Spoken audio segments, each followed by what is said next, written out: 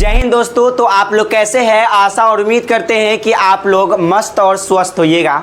तो चलिए आज की क्लास में मैं आपको बताने वाला हूं वृत्तों से संबंधित क्षेत्रफल के बारे में इंट्रोडक्शन। यानी इस इंट्रोडक्शन को देखने के बाद आपको चैप्टर नंबर 12 को बनाने में थोड़ा सी भी समस्या उत्पन्न नहीं होने वाला है। और आप ओल्ड बुक में देखेंगे यानी पुराना वाला बुक में, तो ये चैप्टर का नाम है वृत्तों से संबंधित क्षेत्रफल।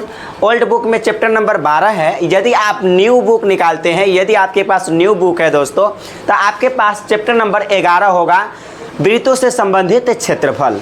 ठीक है, तो चलिए बिना देरी के आज की क्लास में मैं सिखाता हूँ आपको कि इसमें कौन कौन सी फार्मूला की आवश्यकता होगा। ठीक है, और सर्कल के बारे में, वृत्त के बारे में सारा जानकारी। ठीक है, और आपसे छोटी सा रिक्वेस्ट दोस्तों कि हमारे इस चैनल को सब्सक्राइब जरूर कीजिएगा और अपने दोस्तों के साथ शेयर करना ना भूलिएगा। ठीक है, तो चलिए हम यहाँ पे स्टार्ट करते हैं। तो देखिए वृत्त से संबंधित क्षेत्रफल ये चैप्टर का नाम है। तो सबसे पहले वृत्त के बारे में जानते हैं कुछ, फिर उसके फार्मूले के बारे में जानेंगे। ठीक है, वृत्त क्या होता है? तो वृत्त यहाँ पर ध्यान से समझिएगा। अगर हम बात करते हैं वृत्त की, ठीक, हम बात करते हैं दोस्तों यहाँ पर वृत्त की बात करते हैं। ठीक है, वृत्त जिसको हम इंग्लिश में क्या कहते हैं? सर्कल कहते हैं। It's very simple. ठीक है, अब क्या होगा यहाँ पर? ये वृत्त, ये आपके पास वृत्त है। वृत्त होता क्या है इस बात को ज़रा ध्यान से समझिएगा। मान लीजिए कि आप कोई एक तार, तांबा का तार हो यानी कोई भी तार हो, वो एक टुकड़ा लिए और उसके एक गोलाकार लाइन ऐसे घेर दिए, तो यह एक गोला बन गया, मतलब सर्कल बन गया ना, मतलब राउंड बन गया। यही राउंड आपका क्या कहलाएगा? वृत्त कहलाएगा। सिंपल सी मतलब है। ठीक है, या आप नीचे मिट्टी में, पृथ्वी पर यदि आप राउंड शेप बना देते हैं, गोलाकार शेप बना देते हैं, ठीक है, और जिसका हाइट टूट नहीं हो, तो उसको हम कहते हैं वृत्त। ठीक है, तो आप तो इतना समझ गए कि वृत्त क्या होता है। ओके, अब देखिए दोस्तों यहाँ पर इसमें वृत्त में बहुत सारे चीज़ होता है जिसको समझिए। आप देखिए अगर हम बात करते हैं, ये जो बाहरी भाग, ये बाहरी लेयर जो आपको दिखाई दे रहा है, इसको आप क्या कहेंगे? तो इसको आप परिधि कहेंगे। क्या कहेंगे दोस्तों? यहाँ पर इसको ही हम क्या कहते हैं? परिधि कहते हैं। मतलब किसका परिधि है? ये वृत्त का परिधि है। तो यूँ आप कह सकते हैं कि वृत्त की कुल लंबाई को, वृत्त की कुल लंबाई को हम वृत्त की परिधि कहते हैं। ठीक है, इतना हो गया। अब उसके बाद इस वृत्त के अंदर में व्यास होता है। क्या होता है? वृत्त के अंदर में व्यास होता है, जीवा होता है। अगर हम बात कर ले दोस्तों, अगर हम बात कर ले, अगर मान लीजिए कि इसको हम एक और लाइनिंग, इसमें और भी फिगर यहाँ पर दर्शाते हैं। मान लिया जाए ये फिगर नंबर ए है और ये फिगर नंबर बी है। ठीक है, ये फिगर नंबर ए हो गया और ये फिगर नंबर बी हो गया, मतलब चित्र ए और चित्र बी। अगर चित्र ए में कहे दोस्तों, अगर चित्र ए में कहते हैं, तो देखिए इसमें हम व्यास को दर्शाना चाहते हैं। आप समझिए कि व्यास होता क्या है? व्यास होता क्या है? देखिए यहाँ से लिए ये लाइन, ठीक है, ऐसे, और बीचों बीच ऐसे खींच दिए, तो इसका नाम होता है व्यास। कहेंगे व्यास कहते क्या किसको है? What is the definition of diameter? यानी व्यास होता क्या है? ठीक है, तो आप समझिए कि व्यास होता क्या है दोस्तों। तो ध्यान से समझेंगे आप तो व्यास आपको ज़रूर समझ में आ जाएगा। देखिए अगर फिगर बी की बात करते हैं, तो इसमें छोटे छोटे बहुत सारे जीवा होता है जिसको आप काउंटिंग नहीं कर सकते हैं। यानी वृत्त के अंदर छोटे छोटे क्या होते हैं? जीवा, जिसको आप काउंटिंग नहीं कर सकते। बहुत सारे जीवा होता है वृत्त के अंदर। अब लेकिन इसी में से एक बड़ा सा जीवा होता है, एक बड़ा जीवा होता है, उसका ही नाम होता है दोस्तों व्यास। व्यास जिसको हम इंग्लिश में डायामीटर कहते हैं, डी से दिखाते हैं। ओके, तो इसका मतलब आप समझ गए कि आप यूँ कह सकते हैं कि वृत्त की सबसे बड़ी जीवा को, वृत्त की सबसे बड़ी जीवा को ही क्या कहते हैं? व्यास कहते हैं। तो इसका मतलब आप व्यास का डेफिनेशन तो समझ गए दोस्तों कि व्यास क्या है। तो आप कहेंगे व्यास क्या होता है। तो वृत्त की सबसे बड़ी जीवा क्या कहलाती है, व्यास कहलाती है। व्यास बोले तो इसको इंग्लिश में डायामीटर कहते हैं, इसलिए व्यास को डी से दिखाते हैं। ओके, चलिए अब देखिए इसके अंदर क्या होता है कि त्रिज्या होता है। तो मान लीजिए बीच में हम एक केंद्र लेते हैं, बीच में क्या लेते हैं, केंद्र, और उस केंद्र को हम ओ मान लेते हैं। फिलहाल ओ मान लेते हैं केंद्र को, ठीक है, सेंटर, उसको हम ओ मान लिया, ठीक, ओ मान लिए। तो यहाँ से केंद्र से परिधि तक मिलाएंगे, कोई भी एक रेखा खींच दे, कोई भी एक डिस्टेंस ले ले, कोई भी एक दूरी ले ले, कहाँ से, केंद्र से परिधि तक के कोई भी दूरी ले ले, वो आपका त्रिज्या कहलाता है। तो यानी कि आप यूँ समझ सकते हैं दोस्तों कि केंद्र से लेकर, वो क्या है आपके पास, केंद्र है, तो केंद्र से लेकर परिधि तक की दूरी, ये क्या है आपके पास, टोटल परिधि है। तो कहेंगे केंद्र से परिधि तक की दूरी को हम त्रिज्या कहते हैं। क्या कहते हैं, त्रिज्या कहते हैं। तो आप ये भी समझ गए दोस्तों कि त्रिज्या क्या होता है। त्रिज्या को हम इंग्लिश में रेडियस कहते हैं। क्या कहते हैं, रेडियस, इसलिए हम त्रिज्या को आर से दिखा देते हैं, ठीक। तो आप समझ गए त्रिज्या क्या होता है, व्यास क्या होता है। आप दूसरी भाषा में व्यास का डिफिनीशन दे सकते हैं कि त्रिज्या का 2 गुना व्यास कहलाता है। मतलब मान लीजिए दोस्तों कि अगर इस वृत्त का बात करते हैं तो ये वृत्त कुछ ही टाइप से है, ऐसे है। अगर ये वृत्त हो गया एक, ठीक है, ये एक वृत्त हो गया, तो इतना तो आप मान लिए कि यहाँ पर केंद्र मान लिए, तो ये हो गया आपका त्रिज्या, ठीक है, ये क्या हो गया, त्रिज्या। लेकिन हम इस पूरे को ऐसे मिला दें, पूरे को मिला दें, तो इतना त्रिज्या था जो, और फिर इतना त्रिज्या तो ये आ गया ना यहाँ तक, इतना, तो यहाँ से यहाँ तक की दूरी और यहाँ से लेकर यहाँ तक की दूरी पूरा मिल जाएगा तब तो व्यास होगा। मतलब कह सकते हैं 2 गो त्रिज्या मिल करके व्यास कहलाता है। इसलिए व्यास क्या होता है, तो त्रिज्या का 2 गुना व्यास कहलाता है, ठीक है। त्रिज्या का 2 गुना क्या कहलाता है दोस्तों, व्यास कहलाता है। तो यहाँ पर इस बात को समझे कि आप कह सकते हैं यदि आप व्यास अगर d बराबर लिखना चाहे तो आप क्या लिख सकते हैं, यहाँ पर d, और d बोले तो क्या होता है दोस्तों, यहाँ पर व्यास होता है, व्यास होता है।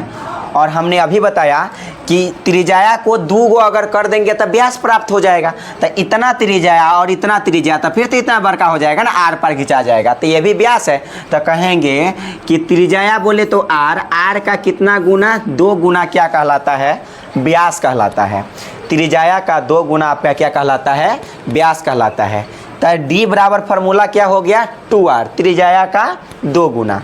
यदि आप इसी जगह एक और यहाँ पर फार्मूला ध्यान से देखना चाहेंगे तो एक और आपके पास प्राप्त हो जाएगा। वो क्या प्राप्त होगा, ज़रा ध्यान से समझेंगे। तो यदि आप यहाँ से r निकालते हैं, r यानी बोले तो त्रिज्या, सिंपल सी मतलब है, r बोले तो क्या होता है, त्रिज्या। तो त्रिज्या क्या होता है, आप कह सकते हैं व्यास तो इतना बड़का है, एकर इतने भाग नहीं है, तो कहेंगे कि व्यास इतना बड़का है, तब व्यास का आधा क्या होता है, त्रिज्या। तब व्यास को हम किससे दिखाते हैं, d से दिखाते हैं। व्यास को हम किससे दिखाते हैं दोस्तों, d से दिखाते हैं। और व्यास का आधा क्या कहलाएगा, त्रिज्या कहलाएगा। तब एक बात आप समझ ले कि व्यास क्या होता है, तो त्रिज्या का 2 गुना व्यास कहलाता है। और त्रिज्या क्या होता है, तो आप कह सकते हैं कि व्यास बोले तो d, यानी व्यास का आधा क्या कहलाता है, त्रिज्या कहलाता है। इसलिए r बराबर फार्मूला हो जाता है d/2 यानी व्यास का आधा, और व्यास बराबर फार्मूला हो जाता है त्रिज्या का 2 गुना। ठीक है, इतना तो आप समझ गए होंगे। ठीक है, तो चलिए दोस्तों, यहाँ पर अब हम इस चैप्टर के महत्वपूर्ण सूत्र के बारे में चर्चा करेंगे, जिससे आपको क्वेश्चन शानदार तरीके से बनेगा। ठीक है, तो चलिए आप यहाँ पर स्टार मार्क दीजिएगा अपनी कॉपी में और लिखिएगा महत्वपूर्ण सूत्र। ठीक है, यहाँ पर लिखिए महत्वपूर्ण सूत्र, महत्वपूर्ण सूत्र। ठीक है, जिसको हम इंग्लिश में बोल सकते हैं इम्पोर्टेंट फार्मूला, इम्पोर्टेंट फार्मूला। ठीक, फार्मूला, इम्पोर्टेंट फार्मूला। देखिए महत्वपूर्ण सूत्र आपको इसके बारे में जानना है तो कैसे जानिएगा। सबसे पहले हम बात करते हैं यहाँ पर पहला सूत्र करते हैं वृत्त का क्षेत्रफल। वृत्त का क्षेत्रफल, वृत्त का क्षेत्रफल शॉर्ट में लिख देते हैं। फॉर्मूला होता है पाई आर स्क्वायर। कहेंगे कैसे आ गया? देखिए एक वृत्त को हम बना करके आपको बताते हैं। ये आपके पास एक वृत्त हो गया, ठीक है दोस्तों। ये आपके पास क्या हो गया? एक वृत्त हो गया। और इस वृत्त के बारे में आप जाने कि यहाँ क्षेत्रफल क्या होगा इसका। देखिए क्षेत्रफल कहने का मतलब है दोस्तों कि ये वृत्त का ये जो एरिया, ये वाला जो पार्ट है, यही क्या है? आपका क्षेत्रफल है। ये क्या होता है? आपका क्षेत्रफल। इसलिए यहाँ पर ध्यान रखें कि वृत्त का क्षेत्रफल का फॉर्मूला क्या हो जाता है? Pi are square. ठीक है, इतना क्लियर। अगर हम सेकेंड फार्मूले की बात करते हैं, वृत्त का तो क्षेत्रफल जान लिए, अगर हम सेकेंड फार्मूला की बात करें, फार्मूला है फिर उसके नीचे फिगर है, ठीक। अब देखिए सेकेंड फार्मूले की बात करते हैं। वृत्त का परिधि, वृत्त का परिधि। अगर वृत्त की परिधि की ना बात करें तो अर्धवृत्त का क्षेत्रफल की बात कीजिए। कौन सा? अर्धवृत्त का क्षेत्रफल। अर्धवृत्त का क्षेत्रफल, अर्धवृत्त का क्षेत्रफल मतलब आधा वृत्त का क्षेत्रफल, आधा वृत्त का क्षेत्रफल। तो आप क्या जानते हैं? फुल वृत्त का क्षेत्रफल होता है pi are square. Okay, full वृत्त का क्षेत्रफल का फॉर्मूला क्या होता है? Pi are square. तो कहेंगे हाफ यानी अर्धवृत्त का क्षेत्रफल का फॉर्मूला क्या हो जाएगा? तो अर्धवृत्त का क्षेत्रफल का फॉर्मूला हो जाएगा एक आधा 1/2 pi are square, 1/2 pi are square मतलब कि कर आधा। आप कहिएगा दोस्तों पूरा वृत्त का क्षेत्रफल होता है, पूरा वृत्त के क्षेत्रफल पाई आर स्क्वायर, तो आधा बोले हैं तो अर्धवृत्त मतलब आधा, आधा मतलब किसका? पाई आर स्क्वायर का आधा, 1/2 पाई आर स्क्वायर। इसको आप लिख सकते हैं, आप इसी को दूसरी भाषा में क्या लिख सकते हैं? पाई आर स्क्वायर से 1 में गुना करेंगे तो पाई आर स्क्वायर और बटा 2 क्या फर्क पड़ता है? तो ये हो गया अर्धवृत्त का क्षेत्रफल। और अर्धवृत्त का क्षेत्रफल हो गया तो आपके सामने अर्धवृत्त का क्षेत्रफल का इमेज भी बना सकते हैं। अगर आप इमेज की बात करते हैं तो देखिए यूँ प्रकार से आप इमेज बना सकते हैं। ये क्या है? आपके साथ आधा वृत्त है। क्या है? आधा वृत्त है और क्षेत्रफल की बात हो रहा है तो इसका क्षेत्रफल हम निकाले हैं, ठीक है। इसका क्षेत्रफल क्या किए? हम ड्रॉ किए हैं। तो ये हो गया अर्धवृत्त का क्षेत्रफल, ठीक। ओके, अब चलिए यहाँ पर आप अगर हम बात करते हैं, पहला हो गया, दूसरा हो गया, अगर दूसरा हो गया, अगर हम तीसरे की बात करते हैं, तीसरे की बात करते हैं दोस्तों, तो तीसरे की बात करते हैं यहाँ पर तो आप कहेंगे वृत्त का परिधि। वृत्त का परिधि क्या होता है दोस्तों? तो बात को समझे। वृत्त की परिधि का फॉर्मूला होता है 2 पाई आर। वृत्त की परिधि का फॉर्मूला क्या हो जाता है दोस्तों? 2 पाई आर। कहेंगे कैसे? ध्यान से समझे। एक वृत्त आप समझ रहे हैं, ये आपके पास क्या है दोस्त? वृत्त है। और परिधि कहने का मतलब है, आप क्या समझ रहे हैं? परिधि, परिधि कहने का मतलब है ये वाला पार्ट, यही क्या है? परिधि है, ठीक है। तो वृत्त की परिधि का फॉर्मूला क्या हो जाता है दोस्तों? 2 पाई आर। ओके, चलिए 2 पाई आर। अगर हम चौथे फार्मूला की बात करते हैं, वृत्त की फार्मूला आप जान लिए परिधि। अगर हम चौथे फार्मूला की बात करते हैं तो अब कहते हैं अर्धवृत्त की परिधि। किसका परिधि? अर्धवृत्त का परिधि। दोस्तों यहाँ पर ध्यान से समझेंगे तो अर्धवृत्त का परिधि का फार्मूला क्या होता है? तो कहेंगे पूरे वृत्त की परिधि का फार्मूला 2 पाई आर था। क्या था? पूरे वृत्त की परिधि का फार्मूला क्या था? 2 पाई आर था ना। और इसका आधा करेंगे, 2 पाई आर का आधा, तब तो अर्धवृत्त निकलेगा ना। तो इसका मतलब इसका आधा कीजिए 1/2 और इसमें क्या ऐड हो जाएगा? तो 2r और भी ऐड होगा। कहेंगे कैसे? देखिए हम इमेज बना करके बताते हैं। सपोज मान लीजिए दोस्तों कि एक हम अर्धवृत्त बनाएं ऐसे, ठीक है। ये क्या हो गया आपके पास अर्धवृत्त। अर्धवृत्त बोले तो आधा वृत्त, सिंपल सी मतलब है। ये क्या हो गया आपके पास आधा वृत्त। बीच में हम यहाँ पर एक सेंटर बना देते हैं और इसको हम ओ से दिखा देते हैं, ठीक है। कहेंगे दोस्तों ध्यान से समझेंगे, अर्धवृत्त अर्धवृत्त का हम परिधि जानना चाह रहे हैं। क्या जानना चाह रहे हैं? परिधि। तो पूरा वृत्त का परिधि है 2πr। अर्धवृत्त का नाम लिया था, उसका आधा कर दिए, हाफ कर दिए, 1/2, और प्लस में क्या जुड़ जाएगा 2r। तो 2r कहाँ से आएगा? तो कहेंगे एगो r ये वाला और एगो r ये वाला, ये जुड़ जाएगा। कै गो r हो गया? एगो r ई और एगो r ई, मतलब इतना दूर एगो r हो गया, इतना दूर एगो r हो गया, मतलब 2 गो r हो गया, मतलब 2 गो त्रिज्या हो गया। इसलिए प्लस में 2 गो त्रिज्या को आप क्या करेंगे? ऐड कर देंगे। ओके, पानी लाओ, ठीक है, ऐड कर देंगे। इस बात को ध्यान रखिएगा कि ये 2r कैसे ऐड हो गया दोस्तों। तो ये वाला r और ये वाला r मिलकर कितना हो गया? 2r हो गया। ओके,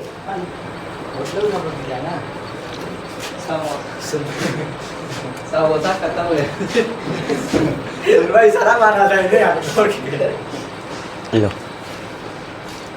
तो इतना पर आप समझ गए कि ये 2r कैसे ऐड हुआ, ठीक है। अब देखो यहाँ पर ध्यान से देखिएगा। अब देखिए इसमें कुछ कटने वाला है, काट दीजिए। काटेंगे तो क्या होगा? 2 से 2 कट जाएगा, 2 से 2 क्या होगा? कट जाएगा। तब आपके पास क्या आ जाएगा इसका फाइनली रूप से फार्मूला? ये तो आप समझिएगा, इमेज हम बना दिए हैं।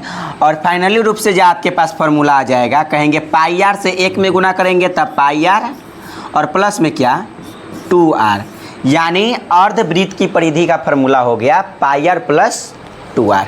ओके, चलिए 4 फार्मूला को आप लोग जान लिए। अब चलते हैं यहाँ पर आगे। अगर अगले बात करते हैं 5वें फार्मूला का, चौथा जान लिए। अगर हम 5वें फार्मूला की बात करते हैं तो अब हम जानते हैं त्रिज्या खंड का क्षेत्रफल। किसका? त्रिज्या खंड। देखिए यहाँ पर ध्यान से समझेंगे, त्रिज्या खंड, त्रिज्या खंड का क्षेत्रफल। त्रिज्या खंड का क्षेत्रफल हो जाता है दोस्तों यहाँ पर θ/360, θ/360 डिग्री πr²। कहेंगे कैसे आप लिख दिए? देखिए इस त्रिज्या खंड का क्षेत्रफल के दूसरी भाषा में आप बोल सकते हैं दोस्तों यहाँ पर लघु त्रिज्या खंड का क्षेत्रफल। त्रिज्या खंड बोले या लघु त्रिज्या खंड बोले फर्क नहीं पड़ता है। तो या आप इसी को क्या नाम देंगे? दूसरा नाम लघु, यहाँ पर क्या बोल सकते हैं दोस्तों? लघु त्रिज्या खंड का क्षेत्रफल। त्रिज्या खंड, लघु त्रिज्या खंड का क्षेत्रफल। तब पर ये बात क्या है? बराबर है। यदि त्रिज्या खंड का क्षेत्रफल बोला जाए तब, या आप यूँ बोल सकते हैं लघु त्रिज्या खंड का क्षेत्रफल। बात क्या है? बराबर है। यानी दोनों का ही फार्मूला होता है θ/360 πr²। देखेंगे कैसे? देखिए यहाँ पर हम एक यहाँ पर सर्कल ड्रॉ करते हैं आपके सामने, ठीक है। ये सर्कल ड्रॉ किए और यहाँ बीच में एक केंद्र मान लेते हैं O, ठीक। यहाँ पर देखिए केंद्र मान लीजिए क्या? O मान लेते हैं। ओके, O मान लेते हैं और यहाँ से इस टाइप से एक इमेज बना देते हैं, त्रिज्याखंड बना देते हैं। ये क्या हो गया? एक त्रिज्याखंड हो गया, ठीक है। ये क्या हो गया दोस्तों? त्रिज्याखंड। और बीच में एक एंगल बना देते हैं। तो हमने कहा दोस्तों बीच में एक एंगल बना दिया, थीटा बना दिया, और यहाँ पर इस बिंदु को आप मान सकते हैं दोस्तों, ये बिंदु को आप ये मान लीजिए, इसको आप बी मान लिए। हमने कहा कि त्रिज्याखंड का क्षेत्रफल या लघु त्रिज्याखंड, मतलब ये छोटा है, ये ऐसे कर दिए तो एक त्रिज्याखंड बन गया। कौन सा खंड बन गया? त्रिज्याखंड। तो इसका आपको क्या करना है? सूत्र निकालना है। तो कहेंगे दोस्तों पूरा एरिया कितने डिग्री का होता है? 360 डिग्री का। टोटल हमेशा नीचे रहता है। पूरे एरिया मतलब जो ये जो होता है ना सर्कल 360 डिग्री का होता है। हमको निकालना है सिर्फ इतना, मतलब थीटा के वैल्यू, यानी इतना निकालना है आपको। तो जो निकालना रहेगा ऊपर तो थीटा और बटा पूरा टोटल जो सर्कल होता है 360 डिग्री का। और एक वृत्त का क्षेत्रफल का फॉर्मूला क्या जानते हैं? πr²। इसलिए इतना निकालना पड़ेगा। तो थीटा और टोटल एरिया, टोटल सर्कल होता है 360 डिग्री का, और वृत्त का क्षेत्रफल का फॉर्मूला होता है πr², ठीक है। तो यहाँ से ये फार्मूला हो गया कंप्लीट। ठीक, अगर हम दूसरी फार्मूला की यहाँ से बात करेंगे, 5 के बाद यहाँ पर छठी फार्मूला की बात करेंगे। किसकी? छठा फार्मूला की यदि हम बात करते हैं, छठा, तो छठा फार्मूला की यदि हम बात करें तो आप यूँ बोल सकते हैं त्रिज्या खंड का क्षेत्रफल हो गया, तो उसके बाद आप दीर्घ त्रिज्या खंड का क्षेत्रफल निकालेंगे। क्या करेंगे? दीर्घ त्रिज्या खंड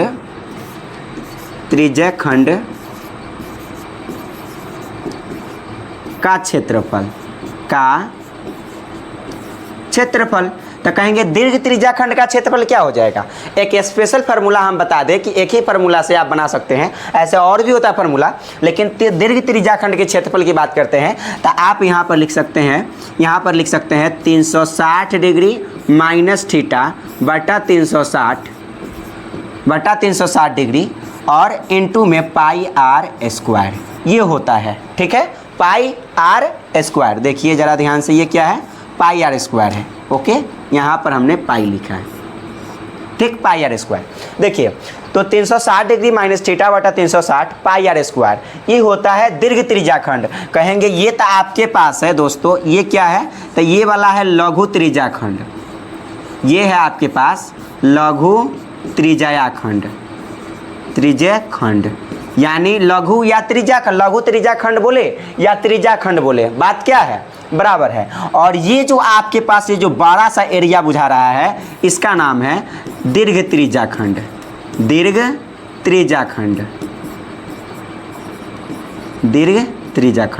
तो ये जो आपको बड़ा सा जो एरिया बुझा रहा है, ये क्या है? दीर्घ त्रिज्या खंड। इसलिए दीर्घ त्रिज्या खंड का क्षेत्रफल हो जाता है, दीर्घ त्रिज्या खंड मतलब ये पूरा का क्षेत्रफल आपको निकालना पड़ेगा, तो दीर्घ त्रिज्या खंड का फॉर्मूला हो जाता है 360 डिग्री माइनस थीटा बटा 360 पाई आर स्क्वायर। अगर हम दूसरे शब्दों में कहें तो या इसके फार्मूला आप क्या लिख सकते हैं? एक और भी यहाँ पर एक फार्मूला लिख सकते हैं कि पूरे वृत्त के क्षेत्रफल में से,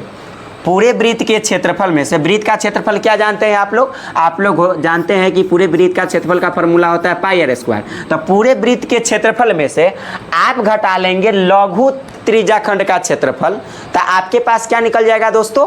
तो आपके पास निकल जाएगा दीर्घ त्रिज्या खंड का क्षेत्रफल। मतलब पूरे वृत्त के क्षेत्रफल में से घटा लीजिएगा लघु त्रिज्या खंड का क्षेत्रफल, तो बड़का निकल जाएगा। तो कहेंगे यहाँ पर लिख दीजिए लघु त्रिज्या खंड का क्षेत्रफल। तो लघु त्रिज्या खंड का क्षेत्रफल का फॉर्मूला क्या होता है? तो कहेंगे थीटा और बटा 360 degree pi are square. Simple सी मतलब है, मतलब पूरे त्रिज्या खंड में से, मतलब कि पूरे वृत्त के क्षेत्रफल में से, एक वृत्त बन गया तो पूरे वृत्त के क्षेत्रफल में से घटा क्या लेना है? लघु त्रिज्या खंड का क्षेत्रफल, तो बड़का वाला त्रिज्या खंड अपने निकल जाएगा।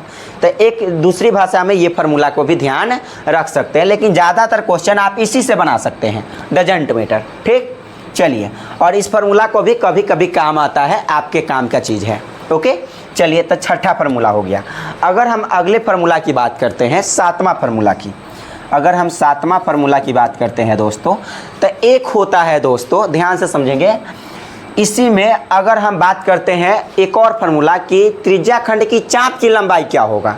त्रिज्या खंड की चाप की लंबाई, तो वृत्त की त्रिज्या खंड की चाप की लंबाई, तो ये तो एक आपके पास एक वृत्त हो गया।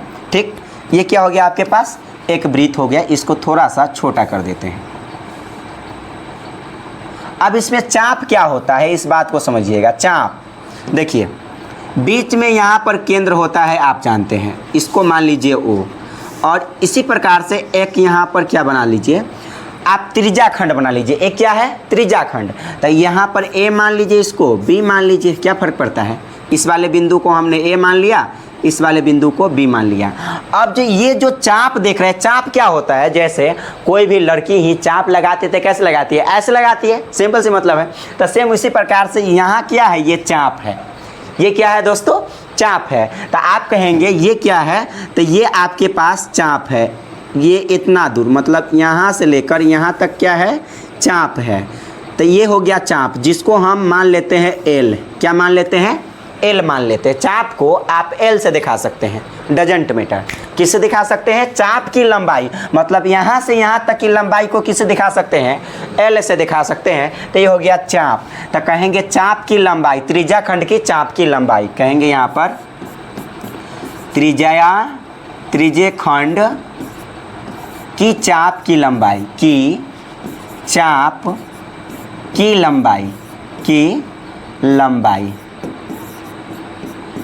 लंबाई बोले तो आप क्या लिख सकते हैं, एल। क्या लिख सकते हैं दोस्तों, यहाँ पर आप एल लिख सकते हैं। तो कहेंगे त्रिज्या खंड की चाप की लंबाई का फॉर्मूला हो जाता है थीटा और बटा 360 डिग्री और 2 पाई आर। क्या हो जाता है, थीटा बटा 360 डिग्री और 2 पाई आर। कहेंगे कैसे, ध्यान से समझेंगे। थीटा बटा 360 डिग्री 2 पाई आर। तो देखिए अगर आप वृत्त के हमको क्या निकालना है, इतने दूर के ना चाप की लंबाई निकालना है। तो यहाँ पर आपको ऑलरेडी पता है कि यहाँ थीटा बनता है और यहाँ से यहाँ तक की चाप की लंबाई निकालना है, आपको निकालना है दोस्तों।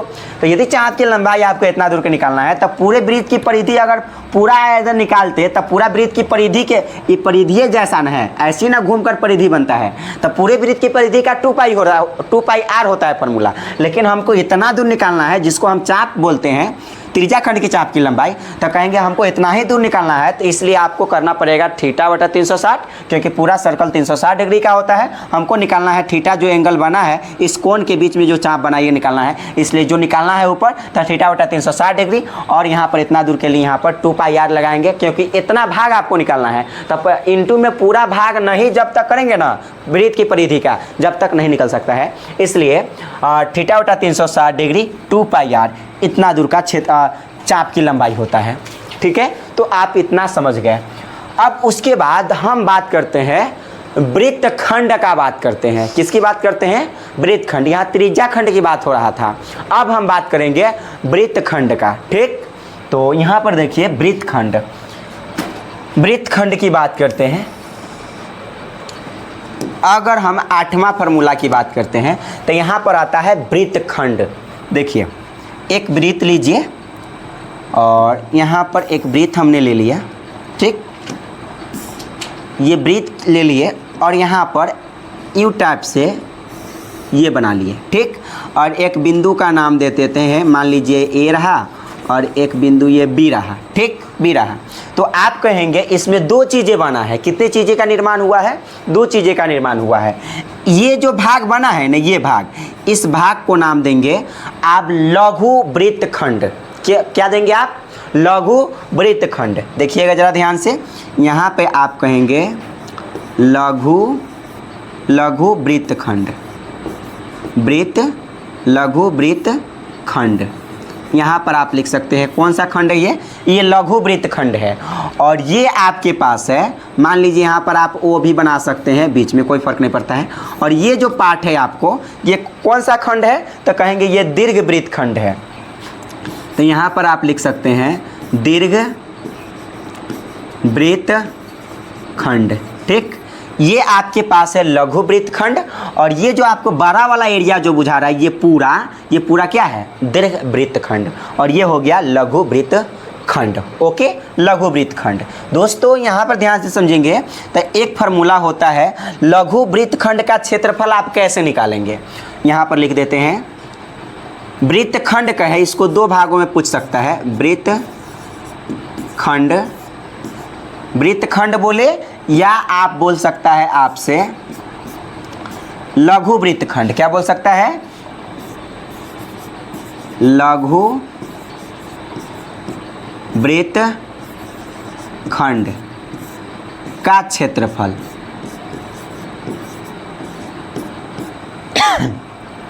वृत्तखंड कहे या लघु वृत्तखंड कहे, बात क्या है बराबर। लघु कहने का मतलब ये छोटा वाला, ये क्या, एक खंड मतलब एक वृत्त के टुकड़ा है, ये छोटा सा टुकड़ा है, इसलिए लघु वृत्तखंड है। तो लघु वृत्तखंड का क्षेत्रफल होता है थीटा बटा 360 degree pi are square minus 1/2 are square sine theta. ये आपके पास क्या होता है दोस्तों, फार्मूला होता है। तो ये थोड़ा सा लंबा फार्मूला है, लेकिन आपको क्वेश्चंस को बनाने के लिए तो याद तो रखना ही पड़ेगा। इसलिए वृत्तखंड बोले या लघु वृत्तखंड का क्षेत्रफल होता है थीटा बटा 360 pi are square minus 1/2 are square sine theta, यानी half r square sine theta. ये इतना दूर के, समझ रहे। अब आपसे पूछा जाए दूसरा कि ये दीर्घ वृत्तखंड का क्षेत्रफल क्या होता है, तो यहाँ पर आपको लिखना पड़ेगा। अगर हम बात करते हैं 8वां के बाद 9वां, क्या लिखते हैं? 9वां। यहाँ पर ये समझ गए? 9वां यहाँ पर देखिए ज़रा ध्यान से। 9वां है दीर्घ वृत्तखंड का क्षेत्रफल। दीर्घ वृत्तखंड का क्षेत्रफल। तो कहेंगे दीर्घ वृत्तखंड का, दीर्घ कहने का मतलब ये बड़ा वाला, ये क्या है? बड़ा वाला। तो दीर्घ वृत्तखंड का क्षेत्रफल क्या होता है दोस्तों? दीर्घ वृत्तखंड के क्षेत्रफल निकालने के लिए पूरे वृत्त के क्षेत्रफल में से आप इस पार्ट को घटा लेंगे तो क्या हो जाएगा? हम क्षेत्रफल की बात करते हैं तो ये सब पार्ट क्या है? ये सब पार्ट आपके पास क्षेत्रफल है। ये वृत्तखंड है, ये क्या है? क्षेत्रफल है। एक तो लघु वृत्तखंड हो गया, और अगर ये ऐसे ऐसे बना दिए तो क्षेत्रफल, पेंट कर दिए क्षेत्रफल हो गया। ठीक है, क्षेत्रफल हो गया। तो अब कहेंगे हमको इसका भी तो, दीर्घ का भी तो क्षेत्रफल निकालना पड़ेगा। दीर्घ वृत्तखंड का क्षेत्रफल मतलब पूरे का क्षेत्रफल निकालना है, तो आपको क्या करना पड़ेगा? पूरे वृत्त के क्षेत्रफल में से छोटा वृत्तखंड का क्षेत्रफल आप घटा देते हैं तो क्या निकल जाएगा? तो पूरे वृत्त का क्षेत्रफल का फॉर्मूला होता है पाई आर स्क्वायर। इसमें से घटा देना है, पूरे वृत्त के क्षेत्रफल में से घटा देना है छोटका वाला, बड़का निकल जाएगा। तो छोटका वाला निकाल लेंगे तो छोटका वाला घटा लेंगे तो छोटका, मतलब लघु वृत्तखंड का क्षेत्रफल का फॉर्मूला क्या होता है? थीटा बटा 360 डिग्री, और यहाँ पर पाई आर स्क्वायर, और माइनस में 1/2 आर स्क्वायर साइन थीटा। ठीक है, ब्रैकेट लगाएंगे ही, नहीं लगाएंगे ब्रैकेट तक काम गड़बड़ हो जाएगा, क्योंकि ये माइनस अगर घटा है पूरे वृत्त के क्षेत्रफल में से, छोटका को घटा है तो ये साथ में न है टोटल, इसलिए ब्रैकेट आपको लगाना पड़ेगा दोनों तरफ से। इसलिए दीर्घ वृत्तखंड का क्षेत्रफल हो जाता है pi are square minus theta बटा 360 pi are square minus half r square sine theta. ठीक, ये हो गया 9वां नंबर। ठीक, अगर हम 10 नंबर की बात करते हैं दोस्तों, 10वें नंबर फार्मूला की बात करते हैं, 10 नंबर देखिए, 10 नंबर फार्मूला की बात करते हैं तो एक यहाँ पर हमने वृत्त बना लिया। ठीक, यहाँ पर क्या किए? वृत्त बना लिए, और दोस्त इसको हम 4 भागों में बांट दिए। कितने भागों में बांट देते हैं? यहाँ से देखिए, बीच में यहाँ पर एक केंद्र O मान लेते हैं। क्या मान लेते हैं दोस्तों? केंद्र O मान लेते हैं। इसको कितने बराबर भागों में बांट देते हैं? तो 4 बराबर भागों में बांट देते हैं। ध्यान से समझेंगे, 4 बराबर भागों में बांटते हैं, ऐसे ऐसे। ठीक, और फिर यहाँ से लेंगे और ऐसे मार देंगे। 4 बराबर भागों में बट गया। क्या बट गया? 1 भाग, 2 भाग, 3 भाग, 4 भाग। 4 बराबर भागों में बट गया दोस्तों, तो कहेंगे ये 4 भाग है, लेकिन हमको ये तो 4 भाग है। जब वृत्त को हम 4 बराबर भागों में बांट देते हैं तो उसको हम वृत्त के चतुर्थांश कहते हैं। क्या कहते हैं दोस्तों? ये सब के सब क्या है? चतुर्थांश है। किसका चतुर्थांश है? वृत्त का चतुर्थांश है। चतुर्थांश, ये क्या हो गया दोस्तों? चतुर्थांश हो गया। ठीक, अगर हम कहें दोस्तों आपको कि हमको ओनली एंड ओनली हमको बनाना है 1 भाग, 1 भाग का हमको निकालना है, तो यहाँ पर 1 भाग के निकालने के लिए आपको क्या करना पड़ेगा? 1 भाग को निकालना है चतुर्थांश एगो के, तो यहाँ पर एगो के जब निकालना है तो आपको यू आप ऐसे ले सकते हैं, ये हो गया और ये हो गया, तो ये एक चतुर्थांश बन गया। ये क्या बन गया दोस्तों? ये देखिए, एक लाइनिंग हम पूरा ऐसे खींचे और ये कैसे खींचती है, तो ये क्या बन गया? एक चतुर्थांश बन गया। एक एगो चतुर्थांश है। ठीक है, तो कहे आपसे केवल एक चतुर्थांश का क्षेत्रफल, चतुर्थांश, यहाँ पर क्या करेंगे दोस्तों? चतुर्थांश,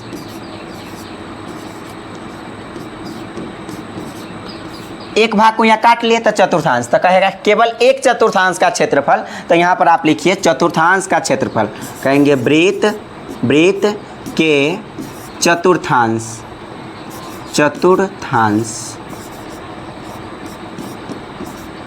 वृत्त के चतुर्थांश का क्षेत्रफल। तो वृत्त के चतुर्थांश का क्षेत्रफल क्या होता है दोस्तों? ध्यान से समझेंगे। तो वृत्त के चतुर्थांश का क्षेत्रफल हो जाता है, आप यूँ जानते हैं कि वृत्त के टोटल यानी पूरा वृत्त का क्षेत्रफल का फॉर्मूला क्या बताए हैं? पाई आर स्क्वायर, लेकिन हम क्या कह रहा है कि केवल एगो के निकालो, केवल किसको निकालो, एगो के। तो अगर एक चतुर्थांश का टोटल 4 चतुर्थांश होता है तो टोटल हमेशा कहाँ होता है, नीचे। टोटल हमेशा कहाँ होता है, नीचे।